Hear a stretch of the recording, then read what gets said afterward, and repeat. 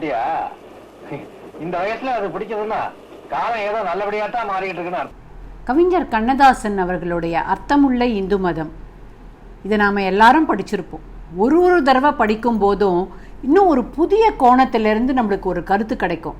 இதை விட்டுட்டோமே, இது பெரிய தத்துவமாக இருக்கே அப்படின்னு நினச்ச விஷயம் இன்னைக்கு ரொம்ப யதார்த்தமானதாக நம்மளுக்கு தோணும். வணக்கம். கவிஞர் கண்ணதாசன் அவர்களுடைய அர்த்தமுள்ள இந்து மதம், இதிலிருந்து துன்பம் ஒரு சோதனை அப்படின்றது தான் இன்னியோடைய தலைப்பு. இதிலிருந்து சில அருமையான கருத்துக்களும் ஆழமான சிந்தனைகளும் உங்களுக்காக.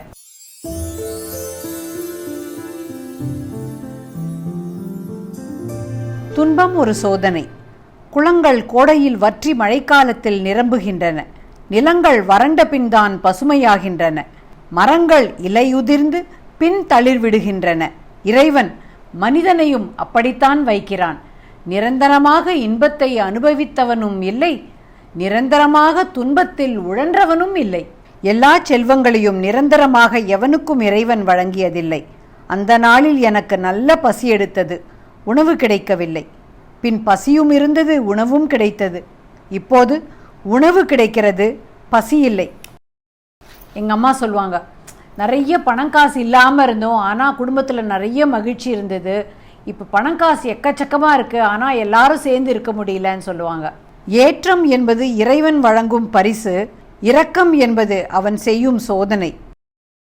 நீ நினைப்பது எல்லாமே நடந்துவிட்டால் தெய்வத்தை நம்ப வேண்டாம். எப்போது நீ போடும் திட்டம் தோல்வியுறுகிறதோ அப்போது உனக்கு மேலானவன் அதை நடத்துகிறான் என்று பொருள். எப்போது உன் திட்டங்கள் வெற்றி பெறுகின்றனவோ அப்போது இறைவன் உனக்கும் அனுமதி அளித்துவிட்டான் என்று பொருள். மேடும் பள்ளமுமாக வாழ்க்கை மாறி மாறி வந்தால் உனக்கு பெரிய வீழ்ச்சி இல்லை. ஒரே அடியாக உச்சிக்கு நீ போய்விட்டால் அடுத்தது பெரிய சரிவு காத்திருக்கிறது. ஆண்டவனின் அவதாரங்களே ஆண்டவன் சோதனைக்கு தப்பவில்லை என்பது நம் இதிகாசங்கள் கூறுகின்றன. தெய்வ புருஷன் ஸ்ரீராமனுக்கே பொய் மானியது உண்மை மானியது என்று தெரியவில்லை. அதனால் வந்த வினைதானே சீதை சிறையெடுக்கப்பட்டதும் ராமனுக்கு தொடர்ச்சியாக வந்த துன்பங்களும். சத்திய தெய்வம் தருமனுக்கே சூதாடக்கூடாது என்று புத்தி உதயமாகவில்லையே, அதன் விளைவுதானே பாண்டவர் வனவாசமும் பாரத யுத்தமும். இறைவனோட சோதனை யாரையுமே விடாது அப்படின்றத நமக்கு உணர வைக்கிறதுக்காக தான் இந்த இதிகாச கதைகள்லாம் இருந்திருக்குன்னு சொல்றாரு.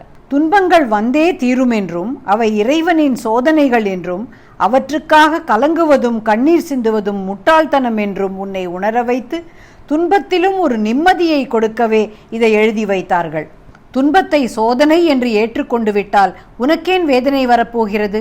அந்த சோதனையிலிருந்து உன்னை விடுவிக்கும்படி நீ இறைவனை வேண்டிக்கொள். காலம் கடந்தாவது அது நடந்துவிடும். தர்மம் என்றும் சத்தியம் என்றும் நேர்மை என்றும் நியாயம் என்றும் சொல்லி வைத்த நமது மூதாதையர்கள் முட்டாள்கள் அல்ல.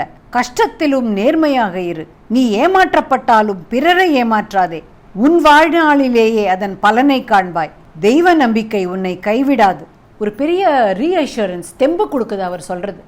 ஏன்னா பல நேரங்கள் நம்மளை சுற்றி நடக்கிறத பார்க்கும்போது நாம் நல்லவனாக இருந்து என்ன பிரயோஜனம், நேர்மையாக இருந்து என்ன பிரயோஜனம்னு நினைக்கிறோம்.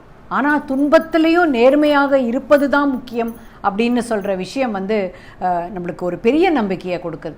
இப்போ இந்த வாரம் நம்மளுடைய ஹோம்ஒர்க், அதாவது நாம் நடைமுறைப்படுத்த விஷயத்தை தாண்டி நாம் நம்மளுடைய கடந்த காலத்தை பார்த்து ஆஹா அப்படின்னு நினைக்கக்கூடிய தருணங்கள். அதனால் என் அனுபவங்கள் அப்படின்ற இந்த நோட்புக் ஆரம்பிச்சிருக்கோம் இல்லையா, அதில் இந்த வாரம் துன்பத்திலும் நேர்மை அப்படின்னு ஒரு தலைப்பு கொடுத்துட்டு எத்தனை தடவை நம்ம வாழ்க்கையில் அந்த மாதிரி துன்பம் வறட்சியும் ரொம்ப நேர்மையாக நடந்திருக்கும் அப்படின்ற அந்த தருணங்கள், அந்த சம்பவங்கள் அதையெல்லாம் எழுதலாம். நம்ம சந்ததிக்கெல்லாம் உபயோகப்படுமான்றது கூட முக்கியம் இல்லை. எப்போவாவது நம்மளுக்கு மறுபடியும் துன்பம் வரும்போது இதை படிக்கும்போது அது மறுபடியும் ஒரு புது நம்பிக்கையை நம்மளுக்கு கொடுக்கும்.